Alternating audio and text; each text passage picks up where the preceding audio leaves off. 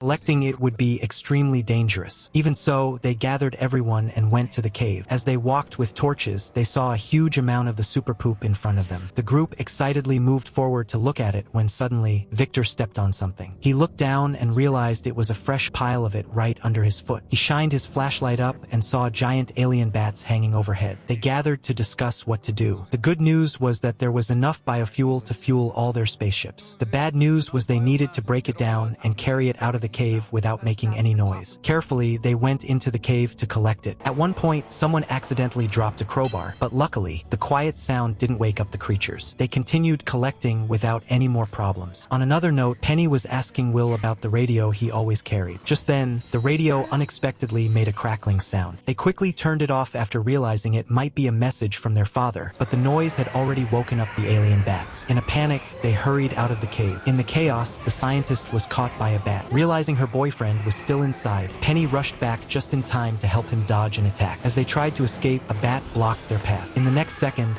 Angela, who was still in the cave, pulled her to safety. Looking at the bats, they realized the creatures were blind and only used sound to find things. They held their breath and tiptoed past them, almost making it out. But suddenly, a bat charged at them. They quickly ducked, and just as a bat hovered over Penny, drooling, Angela created a distraction by throwing a rock, allowing them to finally escape. The relieved pair hugged each other. Will was thrilled, saying he had sent a radio message to his father, who had replied, though he still didn't know where he was. Everyone packed up the samples they collected and went back to their spaceship. Meanwhile, above a planet, a spaceship wreckage was floating in space. John and Dawn had actually survived and were very happy because they learned from the radio that Will had found the fuel. Although they had miraculously survived the explosion, the oxygen in their spacesuits would only last a few more hours. Luckily, John contacted his son using Morse code and learned about the fuel. They would be rescued very soon. On the planet, one spaceship after another successfully launched using fuel made from the superpoop. Just then, Will and Penny heard the sound of an engine and hurried to meet it. They were about to share the good news with their mother when June appeared from the other side, with the alien robot following her. At her command, the robot walked toward them. Will tried to stop it, but was suddenly knocked down, falling hard. It was clear that June was now the robot's master. She declared that she had saved it this time, saying that friends don't let friends walk off cliffs. Suddenly, the signal receiver made a sound. They quickly checked it, and John told them through the radio that they would launch a signal flare in space so they could find them using the spaceship's thermal imaging. But Morin's ship had to leave in just 88 minutes, so they needed to act fast. Although June disagreed, she couldn't fly the ship and had to reluctantly agree. Meanwhile, in space, Dawn was putting together circuits, getting ready to release a stream of burning gas from the wreckage. Just then, a floating object in his helmet got into his eye, and since he couldn't see, he had to give the job to John. On the spaceship, Will handed a baseball to the alien robot, hoping to bring back its memories. Unexpectedly, the robot just threw the ball away, leaving Will disappointed. Just as the spaceship was about to take off, the planet faced its final destruction. Everyone got to their places. With Morin as the pilot, the spaceship successfully launched and flew through foggy skies into space. But then, something strange happened. Even though they were in space, there was no zero gravity,